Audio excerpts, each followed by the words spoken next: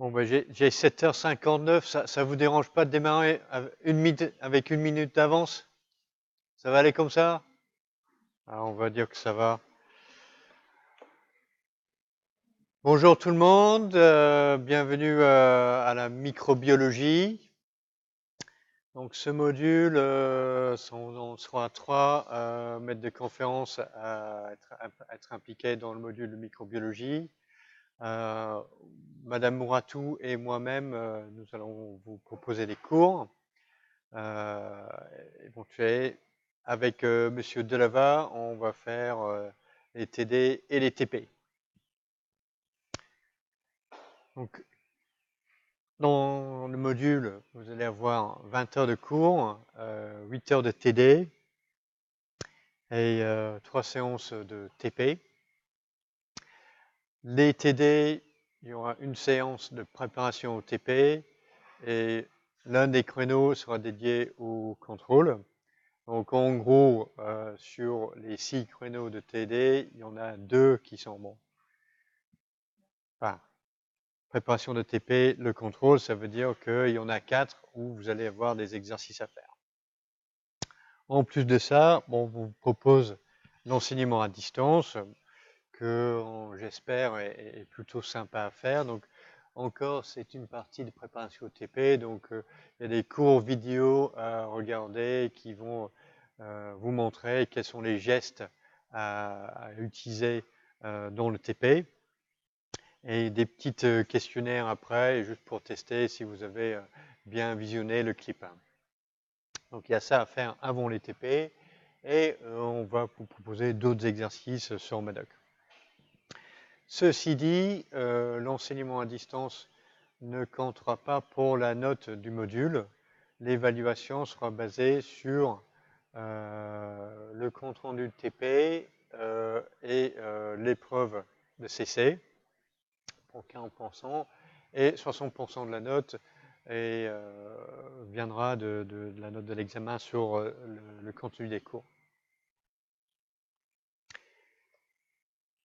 Donc si vous aimez la microbiologie, ce que j'espère, donc vous pouvez et vous voulez comprendre plus et apprendre plus sur d'autres types de micro-organismes, je peux vous conseiller le module en année en L3 sur la virologie, mycologie et la parasitologie. Et en master à Nantes, on peut vous proposer un module en microbiologie santé humaine et l'option maladie infectieuse au sein du M2 BBRT.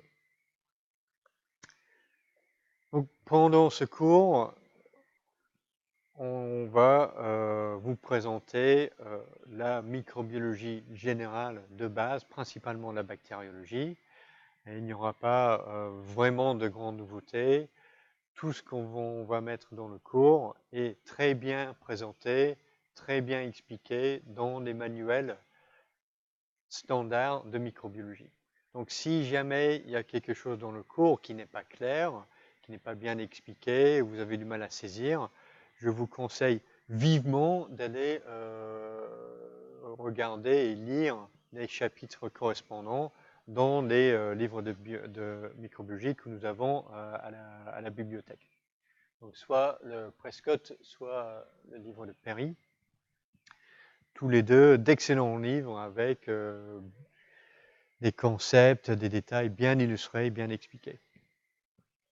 Donc, si vous voulez vous intéresser de façon plus large à la microbiologie, il y a ces ressources Internet que je peux vous recommander.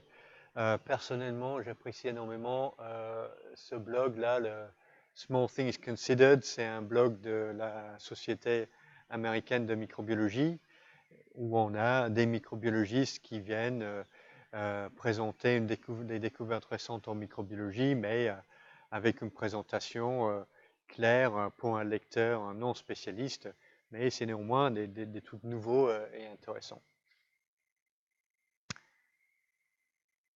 Alors, pour un petit peu continuer sur les ressources,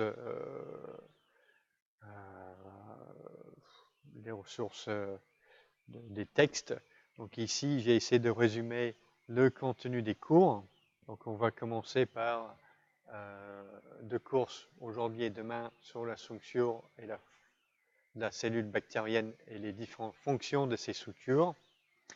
La semaine prochaine, on va aller sur l'identification des bactéries, la croissance des bactéries et les contraintes de la croissance sur la croissance imposée par différentes conditions environnementales, température, salinité, disposition d'oxygène et des choses comme ça. On fera 2 cours sur la biochimie hardcore et le métabolisme énergétique chez les bactéries. Cours sur les antibiotiques, un peu de génétique bactérienne, puis une analyse des interactions humains-microbes, soit dans le fonctionnement normal du corps, avec l'impact du microbiote humain sur la physiologie humaine, et ou alors les bactéries en tant que pathogènes. On aura 2 cours sur les virus, et puis dernier cours sur les applications de la biotechnologie. Donc ça sera moi pour les 4 premiers cours, je pense. Ensuite, c'est Madame Mouratou, et puis moi je vais revenir pour vous présenter les virus. Donc j'ai essayé de mettre ici les correspondances entre le contenu du cours et les chapitres dans Prescott. Donc comme je vous ai dit, s'il y a des choses pas claires, d'ailleurs je devrais utiliser ça là, c'est le micro. S'il y a des choses pas claires, vous pouvez très facilement aller à la bibliothèque et relire et comparer ce que moi ou Madame Mouratou vous a présenté et voir comment c'est présenté dans le bouquin. Donc la microbiologie, c'est quoi? C'est évidemment tous les organismes microscopiques. Et chez les organismes microscopiques, on a certains eucaryotes, des protistes, des levures, des moisissures microscopiques. On a les virus et on a les bactéries que l'on peut décliner en 2 grandes classes, les eubactéries, les vraies bactéries et les archébactéries. Alors, la plupart des cours dans ce module, ou la plupart des sujets traités, vont concerner les eubactéries. Okay. On aura un petit peu sur les archées de temps en temps, et on aura 2 cours sur les virus. Donc malheureusement, on n'a pas vraiment le temps de présenter les eucaryotes microscopiques, donc on va se focaliser sur les bactéries.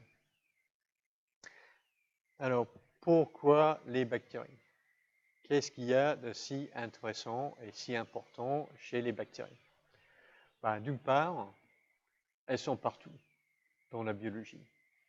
Donc c'est facile de les ignorer et pendant des siècles et des siècles, on ne savait même pas que les bactéries existaient.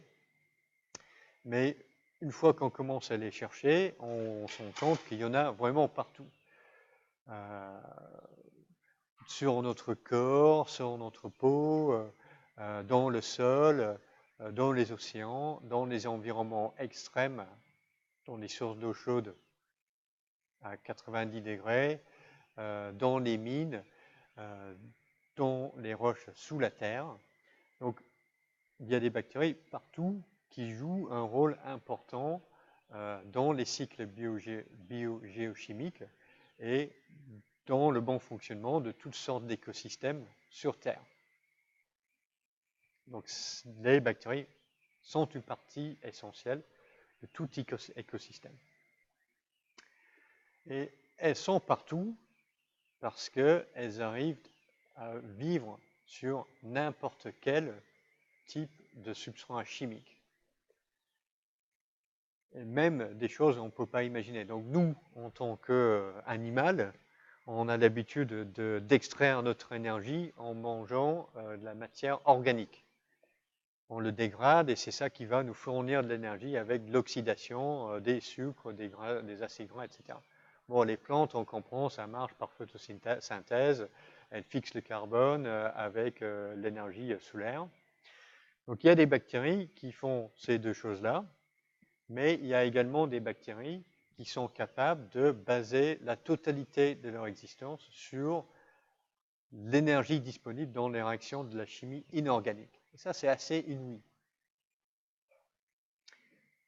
Donc, une partie des cours sur le métabolisme sera d'essayer de comprendre comment font les bactéries pour vivre vraiment sur presque rien. Et elles arrivent à le faire parce qu'elles sont capables d'effectuer des transformations chimiques extrêmement variées et très étonnantes des fois. Et c'est pour cette raison-là que les bactéries sont importantes dans les applications industrielles. Donc on peut extraire les enzymes des bactéries et les utiliser dans les applications industrielles, où on peut cultiver de grandes quantités de bactéries pour produire synthétiser des produits chimiques qui sont intéressants pour nous, comme des antibiotiques ou certains acides aminés. Et donc, ça, ce sont des applications importantes qui sont possibles grâce à la diversité de la biochimie que l'on trouve chez les bactéries.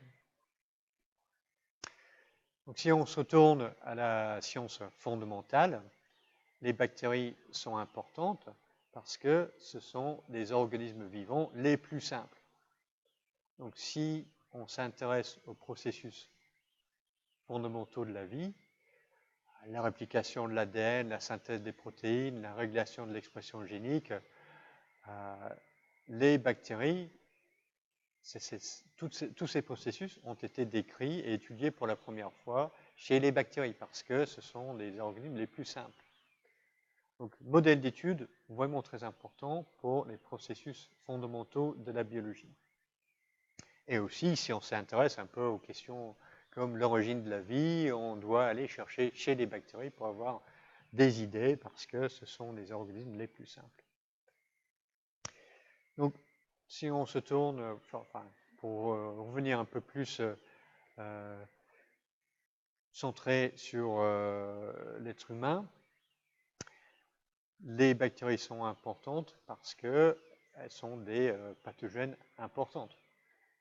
Tuberculose, la peste, qu'est-ce qu'il y a d'autre, l'anthrax, des choses comme ça, on a des infections bactériennes qui peuvent être extrêmement nocifs. Et pour bien soigner, bien prévenir ces infections, c'est important de comprendre comment font les bactéries pour nous coloniser, nous infecter et provoquer des pathologies chez un organisme infecté.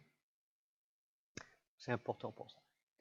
Et dernier point, c'est un peu pour revenir à ce que j'avais dit au départ, les bactéries sont partout, dans notre corps et sur la peau, sur nos muqueuses, et on se rend compte de plus en plus que les bactéries dans notre microbiote ne sont pas juste des passagers passifs dans notre organisme, mais qu'elles contribuent au bon fonctionnement de notre organisme et qu'il y a une interaction entre nos muqueuses et les bactéries qui s'y trouvent. Et si on enlève toutes les bactéries, ce n'est pas une bonne chose. Ça, c'est vrai pour nous et c'est aussi vrai pour tout un tas d'autres organismes, là où des bactéries ont un rôle de symbiote très important. Par exemple, chez les légumineuses, les bactéries fixatrices d'azote sont absolument essentielles pour la biologie de ces plantes. Donc, elles jouent un rôle très important pour tout un tas d'organismes macroscopiques. Donc voilà un petit peu le pitch, pourquoi les bactéries sont intéressantes. Donc maintenant, on va comment va-t-on étudier les bactéries? Évidemment, ce sont des organismes microscopiques, donc on va d'abord les visualiser par la microscopie. Donc si on dispose d'un bon microscope de contraste de phase, on peut visualiser directement des cellules bactériennes sans colorant. Donc on peut voir que là on a des formes en bâtonnet ici. Par contre, si vous disposez juste d'un microscope droit classique, on va le faire en TP, vous allez voir que c'est pas si facile que ça, mais on arrive à distinguer les bactéries sans coloration, mais beaucoup plus facile de les distinguer après une coloration, soit par des colorants simples qui vont fixer sur toute bactérie, et l'infixation augmente le contraste, donc c'est plus facile de les visualiser.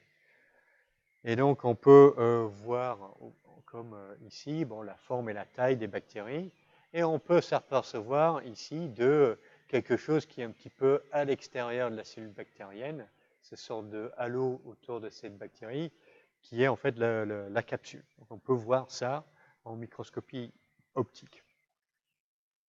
Donc, néanmoins, les colorants simples nous donnent relativement peu d'informations, et ce qui est plus utile encore, ce sont des colorations différentielles qui vont marquer différentes ou non différents types de bactéries. Et la plus classique, c'est la coloration de Gram, qui va colorier les bactéries Gram plus en mauve foncé et les bactéries Gram moins en rose. Donc énormément de bactéries, même la plupart des eubactéries peuvent être classées comme Gram plus ou Gram moins. Et c'est une différence fondamentale que l'on va voir dans l'organisation de la paroi, qui détermine si une bactérie est Gram plus ou Gram moins. Néanmoins, il y a certaines exceptions, comme des mycobactéries, que l'on ne peut pas classer comme Gram plus ou Gram moins à la base de cette coloration, mais on peut les colorier par d'autres types de colorants différentiels. Donc, les mycobactéries ont la capacité de retenir le colorant malgré un délavages acide. Donc, avec une coloration différentielle résistante à l'acide, on peut marquer spécifiquement des mycobactéries, comme le Mycobacterium tuberculosis. Donc, c'est ce qu'on voit ici. Les bâtonnets roses, ici, ce sont des mycobactéries avec une coloration résistante à l'acide. Et d'autres types de coloration encore permettent de distinguer certaines structures à l'intérieur de la cellule bactérienne, comme les endospores, que l'on voit ici coloriés en rouge, en coloration spécifique. Donc, en microscopie, on peut avoir certaines informations, et en gros, ce que l'on va pouvoir déceler, c'est la forme et la taille de la cellule bactérienne. Et d'ailleurs, c'est un élément toujours très utile pour l'identification des souches bactériennes. Donc, on a les deux formes de base, les coques et les bacilles. Donc, les coques sont des cellules sphériques disposées soit en monocoque, diplocoque, streptocoque, donc en chaîne, staphylocoque en grappe de cellules ensemble. Des fois aussi les tétrades et les sarcinas qui sont spécifiques à certaines souches de bactéries. Donc, l'identification diplocoque, sarcine, tétrade, staphylocoque, streptocoque, ce sont des éléments d'identification.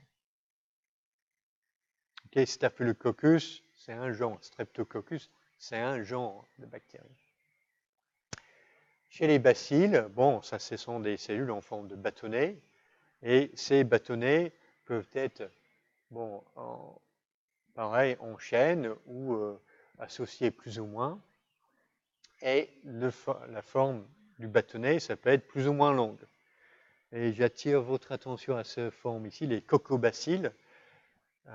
Chez les Gram-, les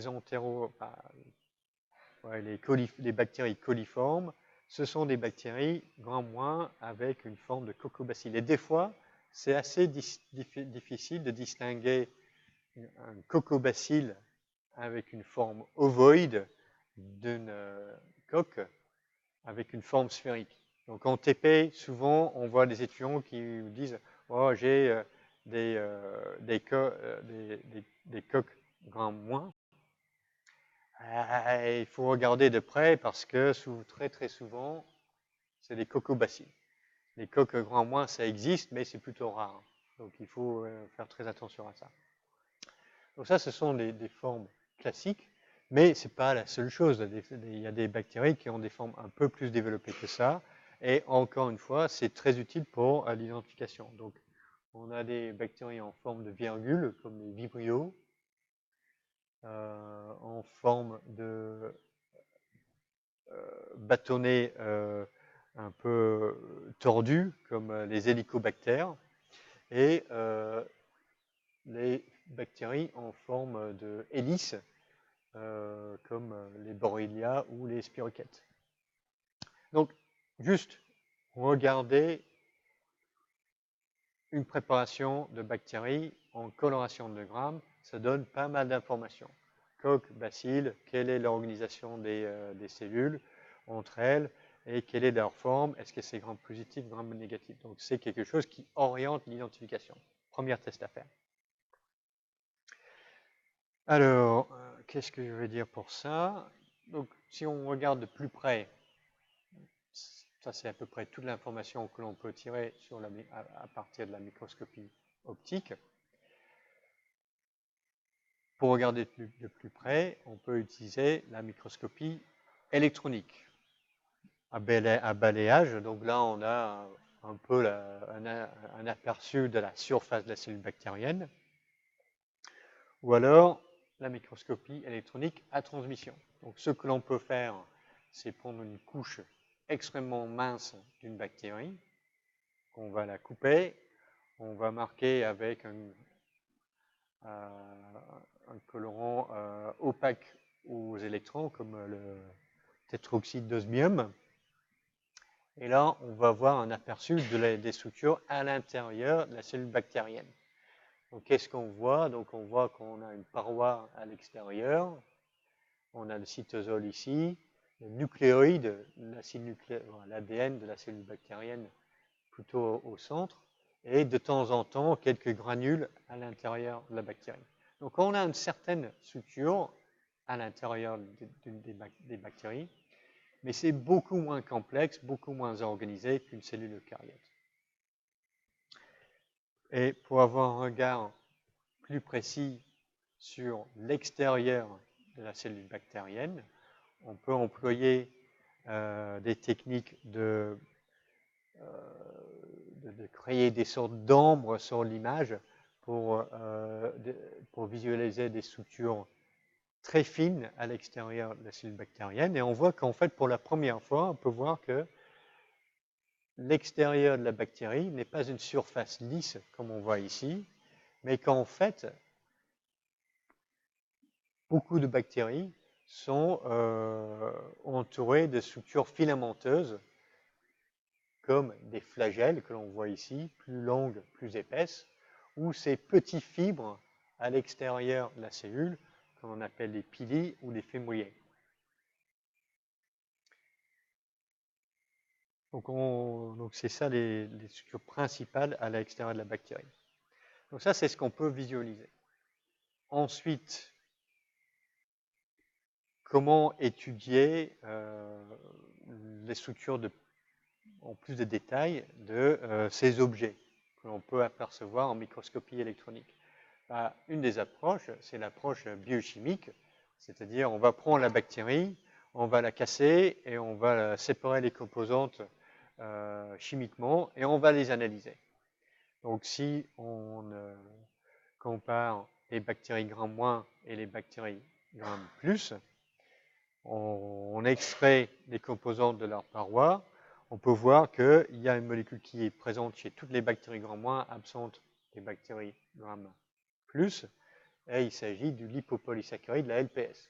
Et on peut caractériser sa structure chimique, on voit qu'on a une partie lipidique, une partie oligosaccharide conservée, une partie polysaccharide qui est composée de courtes oligosaccharides répétées plusieurs dizaines, plusieurs centaines de fois. Donc l'approche biochimique.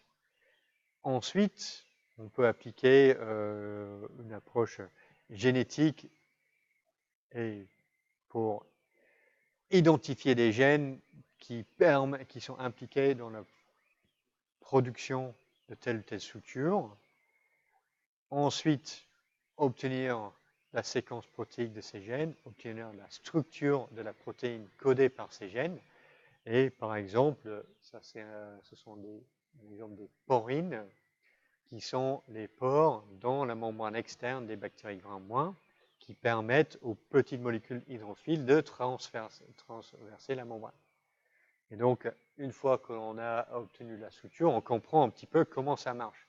Parce que la protéine, elle est hydrophobe à l'extérieur ici, c'est ça qui la permet de s'insérer dans la membrane, mais elle a un trou au milieu qui permet aux petites molécules de passer. Et donc, si on met tout ça ensemble, et je dis, on met tout ça ensemble, mais ça c'est le résultat de plusieurs décennies de recherche par probablement des centaines de microbiologistes, biochimistes, pour essayer de comprendre comment fonctionnent toutes ces structures. Et à la fin, on arrive à notre compréhension actuelle des structures bactériennes, on arrive à avoir une très bonne idée de quoi sont composées les structures de la cellule bactérienne et comment elles fonctionnent. Donc ici, c'est une sorte de représentation graphique du moteur à la base des flagelles chez les bactéries Gram-. On voit la couche externe de la membrane externe, la couche de peptidoglycane, la membrane plasmique, et cette structure en rotor qui est représentée, et chaque protéine est représentée dans une couleur distincte. Ce n'est pas une vue d'esprit, c'est vraiment une représentation fidèle à la réalité. Le nombre de sous-unités, leur disposition vis-à-vis d'autres composantes de cette structure, c'est vraiment exact. C'est comme ça que c'est en réalité. Donc, pour le reste du cours, je vais présenter les structures de la cellule bactérienne dans une forme très très simplifiée, avec probablement un losange avec un sigle représentant une protéine ou un complexe protéique, une molécule. Mais il ne faut pas oublier que on sait vraiment quelle est la structure de ces molécules-là. Donc c'est pas juste un truc assez vague, on a un aperçu très précis de ce que sont les structures de la bactérie et comment elles fonctionnent. Ok, donc pour moi, maintenant c'est le temps de faire une petite pause et de poser cette question. Je vous donne 1 ou 2 minutes pour réfléchir. Après, je vais faire le sondage, donc je vais demander à tout le monde de lever la main et donner les réponses.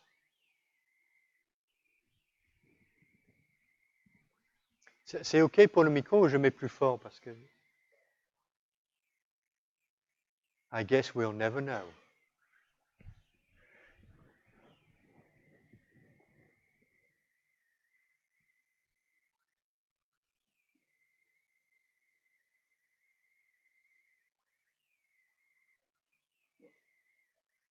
Okay. Est-ce que tout le monde a fait son idée sur ces questions?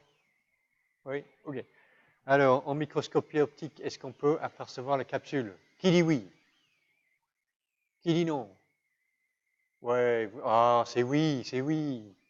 On l'aperçoit un peu en halo autour des cellules bactériennes avec un colorant simple souvent. Les pili, on peut les voir en microscopie optique. Qui dit oui? Une personne. Qui dit non? La réponse est non, la réponse est non. Les pili, ou les fimbriers, ce sont ces petites structures-là. Le diamètre de ces filaments, c'est entre 3 et 10 nanomètres de diamètre. Donc c'est beaucoup trop petit pour être visualisé en microscopie optique. La LPS, on peut le voir en microscope. Qui dit oui? Une personne. Qui dit non? C'est les noms. La LPS, c'est une molécule. C'est encore plus petit que les pili, donc on ne peut pas voir une molécule. Impossible, ça. Les ondes de sport, on peut le voir en microscope. Qui dit oui? Quelques-uns. Qui dit non? Un peu, c'est 60-40. La réponse est oui. Ça, c'est plus gros comme structure. Pour revenir, ce sont les petits objets ronds, là. Donc ça, c'est assez gros pour être vu. Donc on est probablement à 300, 400 nanomètres ou 500 nanomètres de diamètre au nombre de spores. Donc on peut le voir en microscopie optique. Et le noyau, on peut voir ça en microscopie optique chez les bactéries. Qui dit oui? Qui dit non? Oh, il y a la moitié qui est tombée dans le piège. On est chez les bactéries. On n'a pas de noyau chez les bactéries.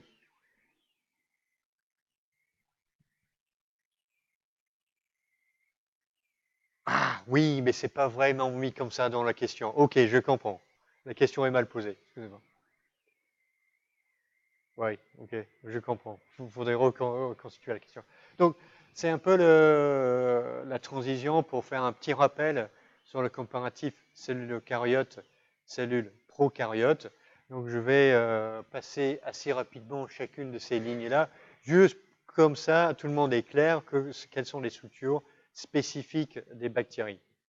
Donc, chez les eucaryotes, on a des organites intracellulaires qui sont des structures avec des systèmes membranaires autour, avec des fonctions essentielles et spécifiques dans la biologie cellulaire. Chez les bactéries, on n'a pas vraiment ça. On n'a pas de structure membranaire complexe, mais on a des corps d'inclusion, des petites granules de stockage qui sont des structures à l'intérieur de la cellule, mais pas de vrais organites. Cytosquelette très développé chez les cellules eucaryotes, le réseau d'actine, les microtubules de tubuline et les filaments intermédiaires qui jouent un rôle important pour maintenir la structure de la cellule eucaryote et de diriger le transport de vésicules et d'autres cargaisons à différents endroits dans la cellule. Chez les bactéries, on n'a pas vraiment ça, mais on a quelque chose de rudimentaire avec des protéines bactériennes qui jouent des rôles importants, qui sont des homologues structurales de l'actine pour MREB et de la tubuline pour les FTSZ. Et ça sera important de comprendre quelles sont les fonctions de ces protéines-là. Une paroi à l'extérieur de la cellule, on trouve chez pratiquement la totalité des bactéries. Et on le trouve également chez les plantes et chez les champignons. Mais quand on regarde, la structure chimique de la paroi chez les bactéries est très différente de ce qu'on trouve chez les plantes ou chez les champignons. Donc c'est un exemple de quelque chose qui a des fonctions semblables, mais sans origine commune. Qu'est-ce que c'est que ça, si vous vous souvenez un petit peu des mécanismes d'évolution l'année dernière? Comment on appelle ça? Quand on a une structure chez deux organismes différents avec une fonction semblable, mais les deux organismes les ont développés de façon indépendante. On peut appeler ça une convergence évolutive ou une homoplasie. Donc, des structures semblables ont été développées de façon indépendante par deux groupes d'organismes. Et c'est le cas ici. Il n'y a pas d'origine commune entre la paroi bactérienne et les parois chez les plantes ou chez les champignons. Alors, toutes les cellules eucaryotes ont une membrane externe, la membrane plasmique, et chez les bactéries, on peut en trouver une ou deux. Chez les grains plus, une membrane externe, chez les grains moins, deux membranes externes. Alors, les petits filaments à l'extérieur de la cellule, les pili ou les fémbriers, on les trouve uniquement chez les bactéries, pas chez les eucaryotes. Par contre, les flagelles, qui sont importants pour la motilité en milieu liquide, on peut en trouver chez certaines bactéries et chez certaines eucaryotes. Encore une fois, la structure n'est pas homologue, donc c'est à nouveau une homoplasie. Alors, la capsule uniquement bactérienne et des endospores, pareil, on en trouve chez les bactéries, parfois chez des eucaryotes. Encore une fois, les structures bactériennes sont très différentes de ce que l'on retrouve chez les eucaryotes. Et en termes d'organisation génomique, les bactéries sont toujours haploïdes, tandis que les eucaryotes sont toujours diploïdes, ou au moins possèdent des cycles haploïdes-diploïdes. Donc les eucaryotes sont toujours diploïdes au moins à un moment donné de leur cycle de vie, tandis que les bactéries sont toujours haploïdes. En termes d'organisation de l'ADN génomique, bon, chez les eucaryotes, on a plusieurs chromosomes linéaires, tandis que chez la plupart des bactéries, on a un chromosome d'ADN circulaire. Et le chromosome bactérien est souvent complémenté par des petits cercles d'ADN qui se répliquent de façon indépendante, qu'on appelle des plasmides, tandis que ça, c'est quelque chose qu'on ne trouve jamais chez les eucaryotes. Et comme on avait dit, donc le noyau, on trouve ça chez les eucaryotes, pas chez les prokaryotes. Et pareil pour les protéines qui sont associées à l'ADN dans le noyau, ce sont des histones chez les eucaryotes, protéines qui sont absentes chez les bactéries. Alors ceci dit, il y a quelques exceptions. Donc il n'est pas si rare que ça de trouver des bactéries qui possèdent 2 chromosomes. Cette fois-ci 2 chromosomes circulaires, donc c'est le cas de Vibrio cholerae, mais c'est aussi le cas chez d'autres bactéries. Et certaines archébactéries possèdent des histones. Donc ce que l'on a vu en microscopie électronique, c'est ce type de structure de la cellule bactérienne avec des filaments divers et variés à l'extérieur de la cellule, une paroi, et puis un cytosol avec une organisation relativement simple. Donc ce que je vais faire par la suite, c'est d'abord regarder, on a un niveau de détail raisonnable, mais pas si simple que ça non plus, les structures externes des cellules bactériennes. Et demain matin, on va regarder les structures internes. Probablement, je vais aller jusqu'à la paroi aujourd'hui. Ensuite, capsule et tout le reste, on fera demain. Alors, donc on va commencer par la paroi. La fonction de la paroi chez les bactéries est de rigidifier la membrane externe pour donner une structure rigide à la cellule. Aussi, cette structure permet à la bactérie de résister au stress osmotique. Si on met une cellule dans de l'eau, ou dans une solution avec une concentration de sel à 20 millimolaires, 50 millimolaires, ça va être une solution hypotonique.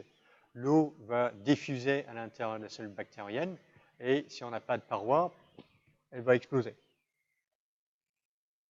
Donc la paroi permet d'éviter ce destin tragique. Donc toutes les parois bactériennes, chez les œufs bactériens en tout cas, sont basées sur un polymère qui s'appelle la peptidoglycane. Donc c'est une structure essentielle et aussi très spécifique aux bactéries. Et donc c'est une cible potentielle de multiples armes biologiques produites par d'autres organismes pour détruire les bactéries.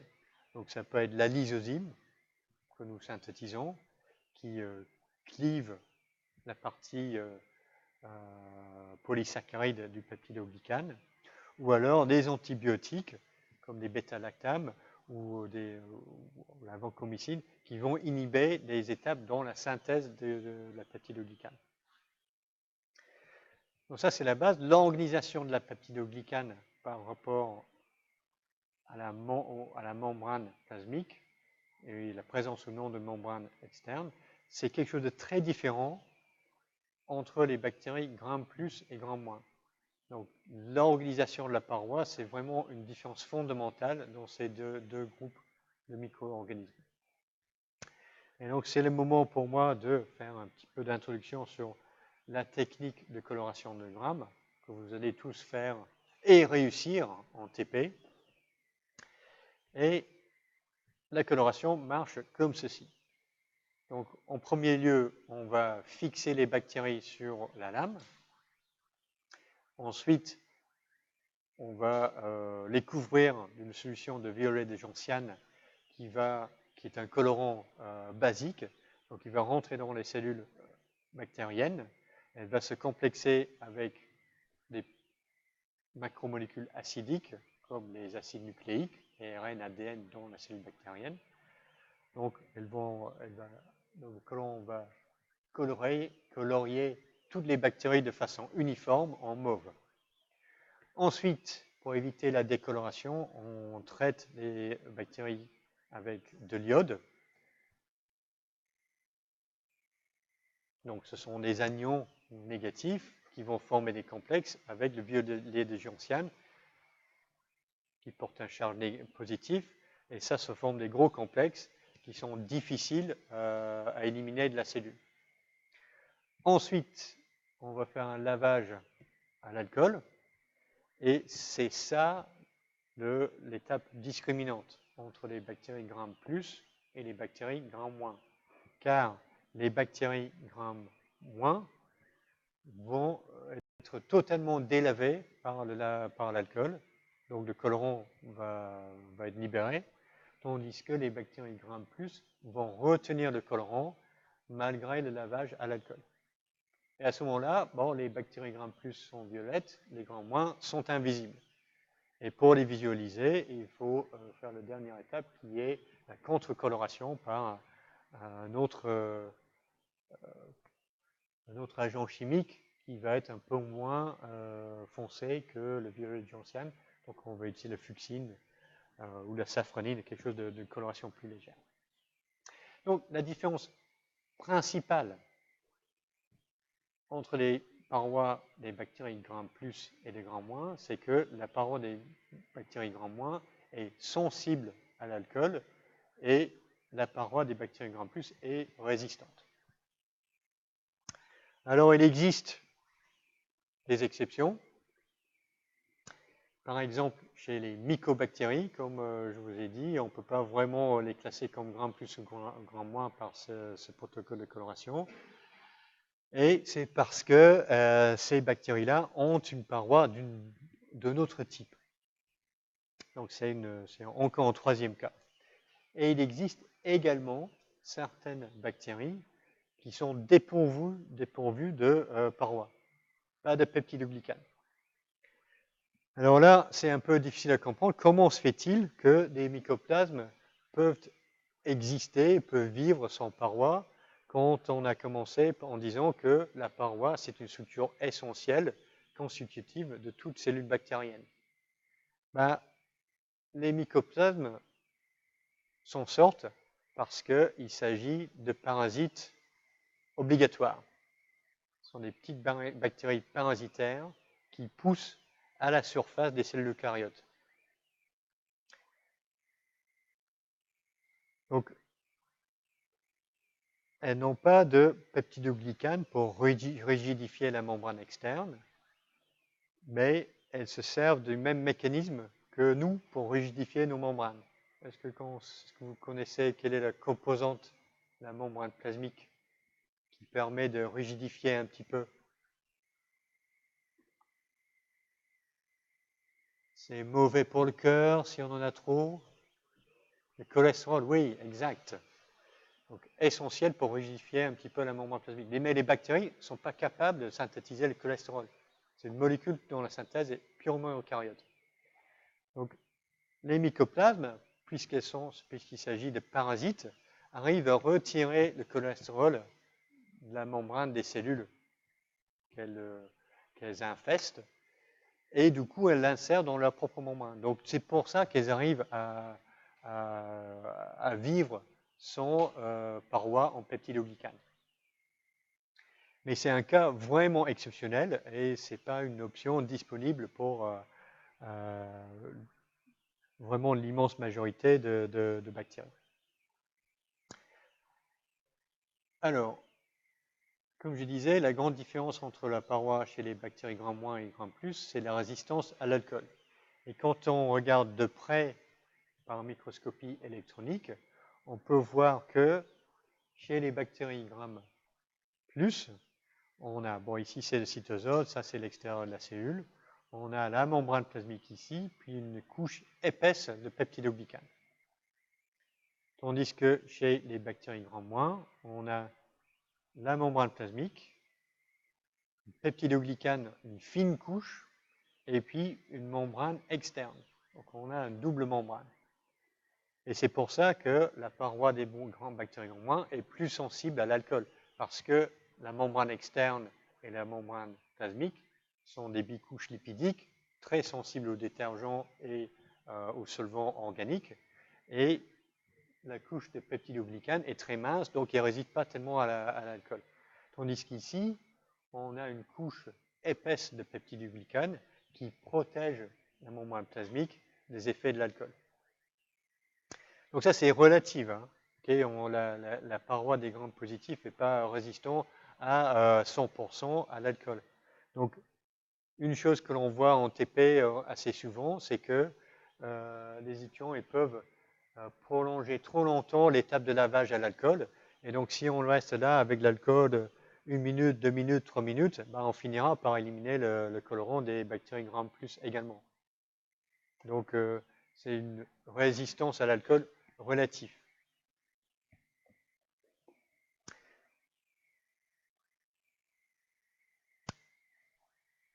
Donc maintenant, on va considérer en plus des détails la peptidoglycane, parce que c'est vraiment la structure essentielle qui donne la rigidité à la paroi bactérienne.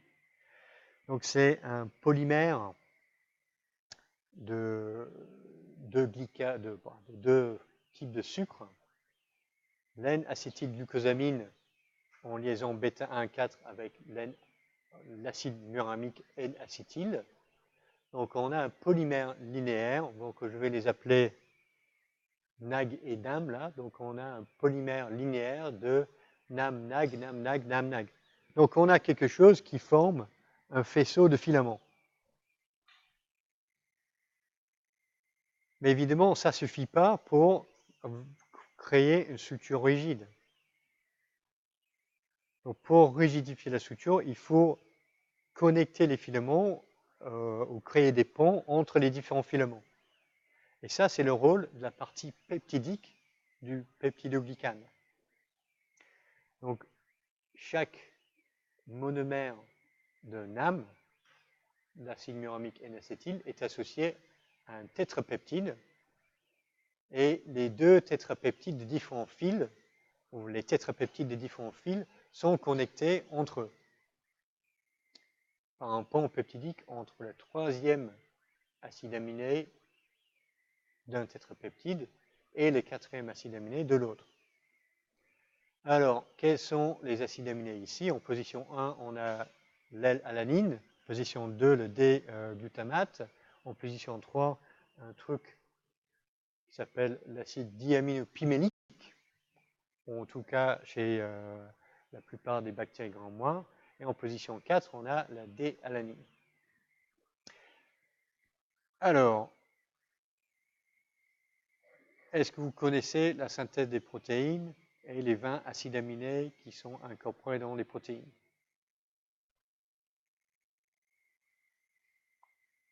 Non? Une autre façon de poser la question, là.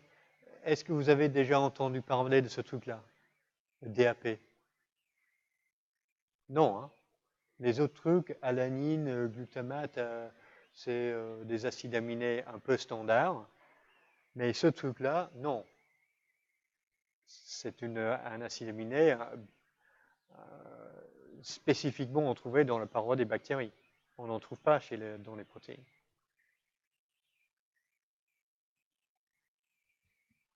Une autre chose qui est un peu particulier, que j'ai mis en gras ici, c'est que quoi? Ça veut dire quoi le D et la L ici?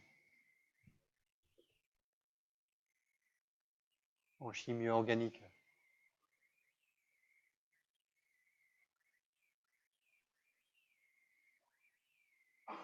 Forme D et forme L.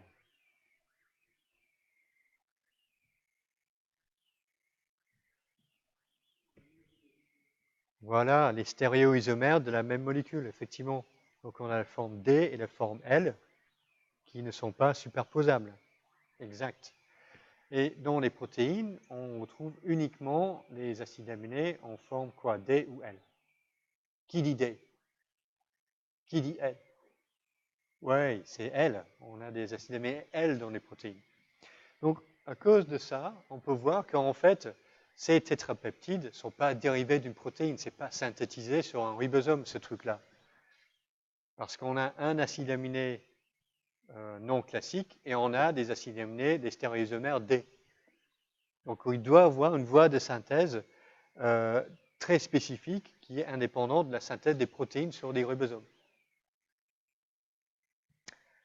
Alors, donc on va voir et essayer de comprendre quel est le système de biosynthèse pour la peptidoglycane. Et comme vous allez voir, ça va être quelque chose de complexe. Ouais, ok, on va le faire d'abord et ensuite je vais vous expliquer, en tout cas pour moi, pourquoi c'est comme ça et pas d'une façon plus simple. Alors, ce qui se passe, c'est que d'abord, dans le cytosol, les sous-unités qui sont répétées dans ce polymère sont synthétisées à la face cytosolique de la membrane plasmique. Donc, on fabrique les dimères de N-acétylglucose. Voilà, d'abord, on rajoute un pentapeptide sur l'acide N-acétylmuramique. Ensuite, on ajoute N-acétylglucosamine. Donc, on fabrique ça à l'intérieur de la cellule. Ensuite, on va la transloquer dans la membrane via un transporteur lipidique qui est le bactoprénol. Et ensuite, ces sous-unités sont insérées dans le polymère par l'action de deux types d'enzymes, des transglycosidases pour insérer le dimère de NAM-NAG dans la partie glycanique et des transpeptidases pour former ce pont peptidique entre les deux peptides. Donc,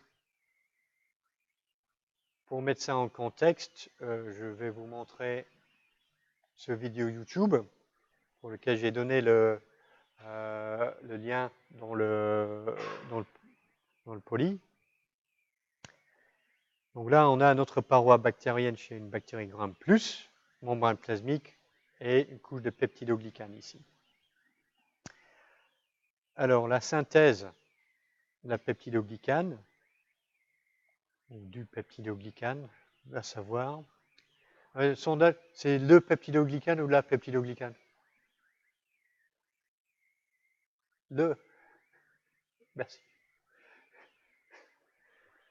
Ok, donc la synthèse du peptidoglycane commence par l'UDP NAM, l'acide N-acétylmuramique. Alors, c'est quoi ça? Donc, ça, c'est notre uridine diphosphate. Donc, c'est une forme chimiquement activée d'ici. Donc, on est tout prêt pour faire un lien glycosidique ici avec ce pont-là. Alors, on a quoi là? On a une sorte de glucosamine avec du groupement amine et sur lequel on a un groupement acétyl. Donc, ça, c'est de la N-acétylglucosamine, ça. Et la différence entre l'N-acétylglucosamine et l'acide N-acétylmuramique, c'est la présence de ce groupement lactyle ici. Que le vidéo va bientôt mettre en rouge. Voilà. Donc ça, c'est important parce qu'on a quoi sur ce groupe-là, sur ce groupe lactyle? On a un groupement carboxylate. Et c'est sur ce groupe carboxylate où on va commencer à greffer la pentapeptide. Donc souvent, pour moi en tout cas, pour la synthèse de peptidoglycane, le peptide est fixé sur quoi? C'est sur le NAM, c'est sur le NAG. Il faut se souvenir, NAM, il y a acide dedans et il faut la partie acidique pour greffer les peptides. Donc le pentapeptide se fixe sur le NAM, okay, sur le groupement carboxylate. Donc, ce groupement carboxylate va servir comme le point d'ancrage du premier acide aminé, qui est le L-alanine. Et ensuite, c'est un acide aminé, donc le groupement acide, là, on va faire un autre pont peptidique ici, avec le D-glutamate. Ensuite, on rajoute le DAP. Et à chaque fois qu'on forme un pont peptidique ici, ça coûte un ATP, il faut mettre de l'énergie pour former une biomolécule. Et à la fin, on va rajouter 2 molécules de D-alanine couplées ensemble. Donc, c'est cette structure qui est synthétisée à l'intérieur de la cellule. UDP-NAM et 5 acides aminés, un pentapeptide. Ensuite, on va greffer ça sur le bactoprénol qui est dans la membrane plasmique. Et ensuite, on va former le dimère NAM-NAG. Et pareil, on forme le lien glycosidique ici par l'hydrolyse de l'UDP-NAG. Donc l'UDP-NAM et l'UDP-NAG contiennent l'énergie métabolique et on le dépense en formant ces ponts glycosidiques. Donc ensuite, le bactoprénol sera transloqué dans la membrane et on va mettre le NAG-NAM pentapeptide à l'extérieur de la bactérie, dans l'espace périplasmique.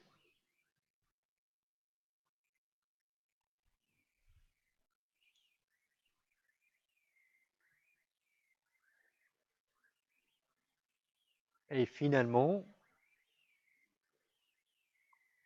un grand complexe enzymatique à l'extérieur de la bactérie, les transglucosidases et les transpeptidases vont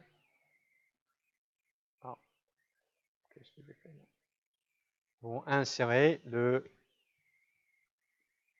Qu'est-ce qu'il y a loupé un truc là?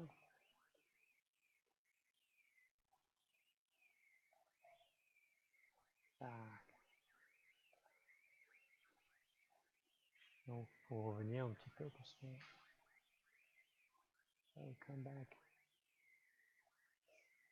Oui, ok, donc on va insérer la partie glycanique dans le polymère NAM-NAG avec une activité de transglycosidase. Et le bactoprénol sera recyclé à la face intérieure de la bactérie. Et la dernière étape, c'est la formation de ponts peptidiques par une transpeptidase.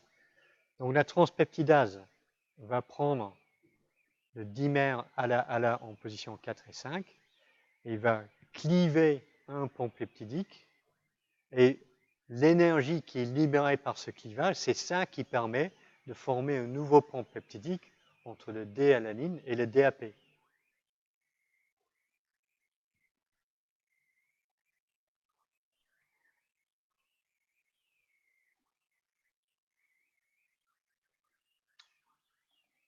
Donc pour revenir, donc on a un système complexe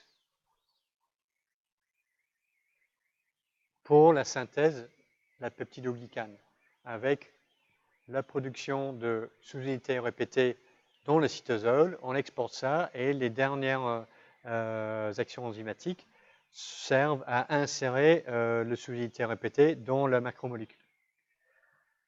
Donc, chaque fois que j'ai quelque chose comme ça en biologie, j'essaie de me poser la question, mais pourquoi diable est-ce si compliqué que ça? Pourquoi ils n'ont pas fait quelque chose de plus simple, la bactérie là? Exporter les sous-unités, les peptides et les sucres, le N-acétylglucosamine et le NAM dans le périplasme et mettre tout ça ensemble sur place. Et la réponse à cette question, c'est que il est très très difficile d'effectuer une biosynthèse à l'extérieur de la cellule parce que en métabolisme, quand on casse quelque chose, quand on casse une macromolécule, normalement ça libère de l'énergie. Quand on veut former un polymère, que ce soit une polypeptide, une protéine, une polysaccharide, il faut rajouter de l'énergie. À l'extérieur de la bactérie, et quand je dis rajouter de l'énergie, normalement ça veut dire hydrolyser de l'ATP. L'ATP, c'est la monnaie énergétique à l'intérieur de la cellule. Donc à l'extérieur de la cellule, là où on veut synthétiser les peptidoglycanes, on n'a pas d'ATP. Si la bactérie avait de l'ATP à l'extérieur de la cellule, elle partirait vite fait par diffusion et la bactérie crèverait. Donc à l'extérieur de la cellule, on n'a pas d'énergie, de source d'énergie métabolique pour pousser et effectuer les réactions biosynthétiques. Donc il faut faire ça, donc il faut faire la synthèse d'une façon tordue qu'on vient de voir. Et synthétiser les monomères ou les sous-unités répétées. Donc on met toute l'énergie dans les NAM, NAG, pentapeptides à l'intérieur de la cellule, on exporte ça, et les dernières étapes de la synthèse ne coûtent rien en énergie. La transglycosidation, pour ça, on clive un pont sucre-phosphate et on crée un pont glycosidique. Donc énergétiquement, c'est neutre. Pour l'activité des transpeptidases, on clive un pont peptidique entre le dernier déalanine et le quatrième déalanine, et on crée un autre pont peptidique. Donc en termes d'énergie, c'est neutre, donc ça peut se faire. Et c'est pour ça qu'il faut synthétiser dans le cytoplasme un pentapeptide, tandis que la structure finale, c'est une tétrapeptide. Il faut rajouter ce dernier acide aminé parce que c'est ça qui porte l'énergie, qui permet de faire le pont peptidique. Alors, j'espère que vous avez compris un peu pourquoi c'est organisé comme ça et pas autrement. L'autre chose à préciser sur la synthèse de la peptidoglycane, c'est que chez les bactéries en croissance, il y a un équilibre entre la synthèse et la destruction de la peptidoglycane. Parce que quand une bactérie est en train de croître, la cellule devient plus grande. Donc il faut, et puisque la peptidoglycane c'est une structure rigide, si on essaie de pousser, on ne peut pas le faire.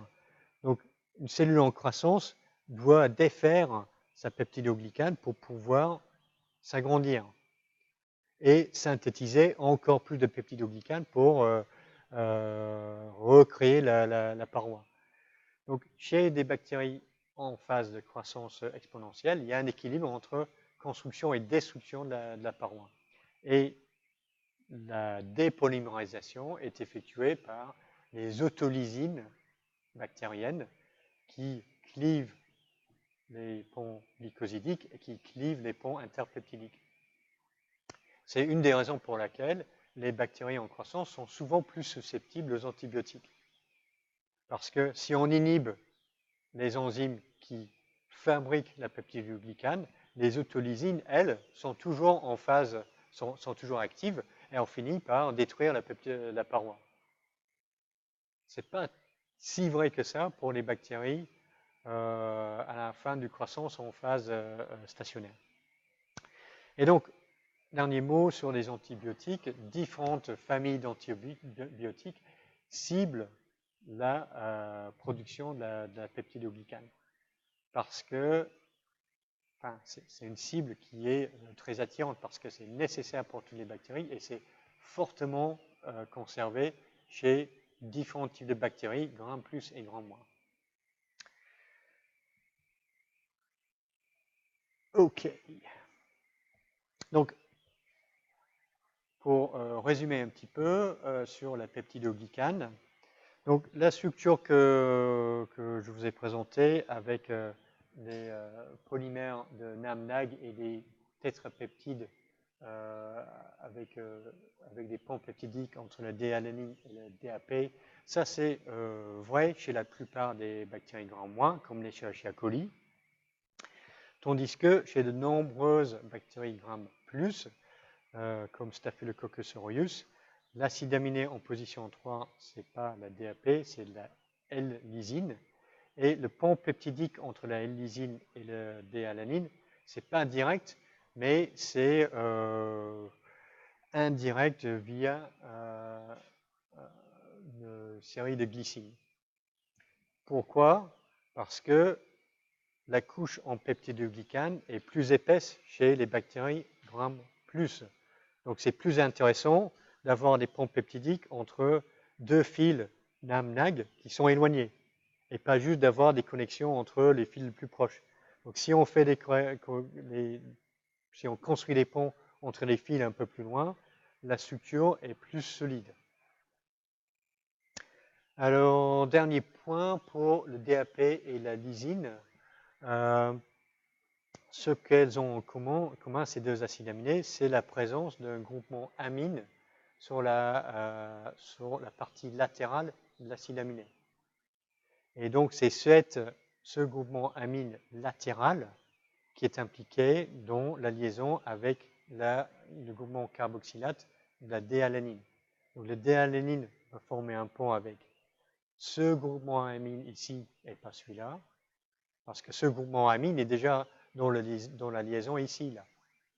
Et pareil pour la lysine, c'est ce groupement amine ici qui sera impliqué dans ce pont peptidique. Donc ça, c'est assez pour la peptidoglycane. Donc on va terminer par une considération des autres composantes que l'on retrouve dans la paroi des bactéries Gram- et les Gram+. Et on va commencer par les Gram+, parce que c'est plus simple. Donc chez les bactéries Gram+, on a une couche épaisse de peptidoglycane qui est également associée avec une composante qu'on appelle l'acide théicoïque ou les acides lipothéicoïques. Donc l'acide théicoïque, c'est un long polymère ici de glycérol phosphate, mais ça peut être rubitol phosphate, donc un sucre à 3 ou à 5 carbones liés par des groupements phosphate. C'est un petit peu comme l'épine dorsale d'un acide nucléique, ça. Sucre, phosphate, c'est un peu comme ça.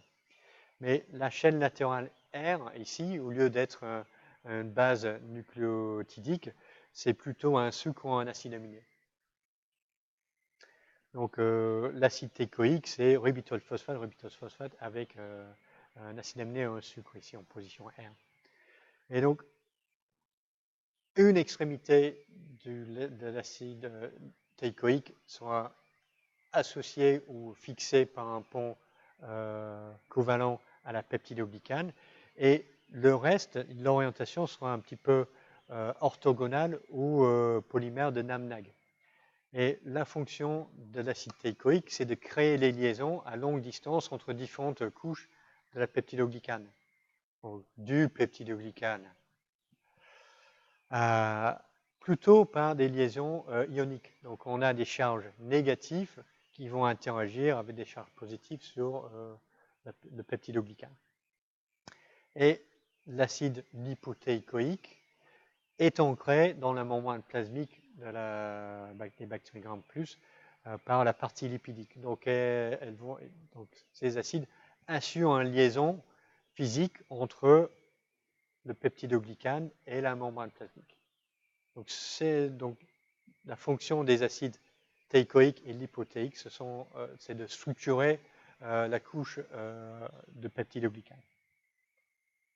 Chez les bactéries Gram-, on a une structure un peu plus complexe, membrane plasmique, couche mince de peptidoglycane et membrane externe. Donc, chez les bactéries Gram+, des sucres, des peptides, des petites molécules hydrophiles peuvent diffuser librement à travers le peptidoglycane et ensuite être importés dans la bactérie. Chez les bactéries Gram-, on a une bicouche lipidique à l'extérieur. Donc ça, c'est imperméable aux petites molécules hydrophiles. Mais néanmoins, on aimerait bien obtenir quelques sucres, quelques acides aminés pour vivre. Et donc, les bactéries Gram- ont forcément des porines dans la membrane externe pour permettre la diffusion de petites molécules à travers la membrane. Donc ça, c'est une structure spécifique des bactéries Gram-. Une autre structure spécifique que l'on trouve, c'est la lipoprotéine de Brown. Donc la partie lipidique est ancrée dans la membrane externe et la partie protéique interagit avec le peptidoglycane. Et sa fonction, c'est d'assurer une liaison physique entre la membrane externe et la couche de peptidoglycane. Donc elles sont attachées ensemble par la lipoprotéine de Brown. Sinon, la membrane externe peut se détacher. Et la dernière chose que l'on a spécifiquement chez les bactéries Gram-, c'est la lipopolysaccharide. Donc la partie lipidique forme le feuillet externe de la membrane externe et la partie oligosaccharide projette et forme une sorte de forêt de polysaccharides tout autour de la bactérie.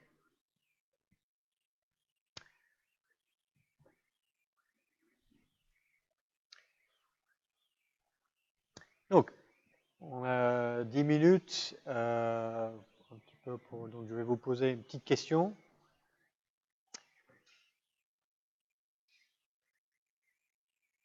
Donc, comme vous savez, la résistance aux antibiotiques, c'est un grand problème. Si vous êtes infecté à l'hôpital avec un Staphylococcus aureus multirésistante, ça va être un problème pour vous.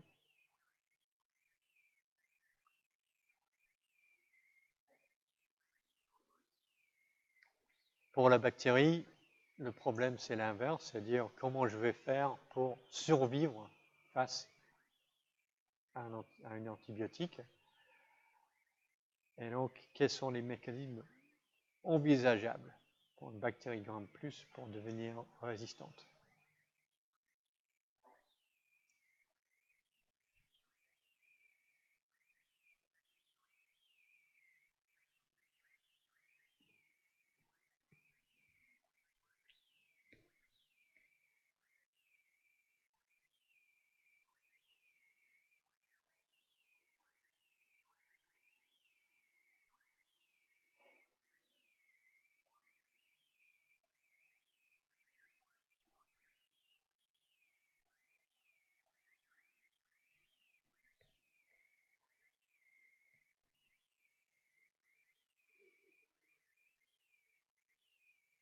Ah non? Ok, il y a plus d'une réponse possible. Hein. Il n'y a pas qu'une seule réponse correcte là-dedans. Tout le monde a fait son idée? On va dire que oui. Alors, qui dit on peut exprimer une enzyme qui détruit l'antibiotique? Qui dit oui? On fait ça. Ouais, pas mal. Oui, oui, c'est vrai. Les bêta-lactamases, c'est un mécanisme de résistance très répandu chez les bactéries Gram+ et les bactéries Gram-. Possibilité, exprimer une transpeptidase qui ne fixe pas l'antibiotique. Donc, les bêta-lactames sont les inhibiteurs de l'activité transpeptidase. Je vais muter mon enzyme pour ne plus fixer l'antibiotique. C'est possible ou pas? Qui dit que c'est possible ça? Oui, c'est vrai, c'est un autre mécanisme de résistance qui existe. Donc les transpeptidases, on les appelle les penicillin binding proteins, les PBP, et parfois la résistance est liée à une forme de PBP qui résiste à l'antibiotique. Exprimer une porine qui exclut l'antibiotique du péritlasme, qui dit oui, on peut faire ça. Une personne, ah non, ça c'est une question piège, ça. Les porines sont uniquement chez les bactéries Gram-, tandis qu'ici, on est chez les bactéries Gram+. Il n'y a pas de membrane externe, il n'y a pas de porine. Donc ça, c'est pas possible pour une bactérie Gram+. Ça. Et dernière question, je vais me passer de la paroi, je vais trouver une mode de vie pour survivre en remplaçant de peptidoglycane. Qui dit que oui, on peut faire ça? D'autres personnes? 4 personnes? Ouais, c'est vraiment dur, quasi impossible pour la plupart des bactéries. Les seules bactéries qui peuvent faire ça, ce sont des mycoplasmes. Elles arrivent à le faire parce qu'elles ont un mode de vie parasitaire. elles sont adaptées pour récupérer le cholestérol des cellules humaines. Pour la plupart d'autres bactéries, pas possible ça. Donc le peptidoglycane, il faut le considérer comme un élément indispensable pour la survie de la bactérie.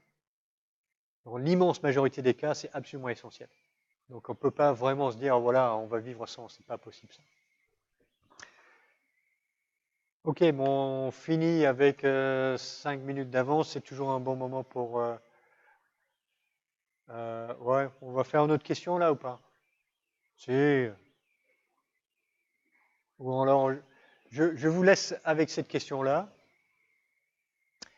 Ça serait bien de faire des recherches personnelles sur Internet et on fait le point demain matin pour comprendre ce code-là. Et l'indice, c'est que, qu'est-ce que je vous ai dit à propos de la paroi chez les mycobactéries. Attention, mycobactéries, pas les mycoplasmes. Il ne faut pas confondre les deux choses.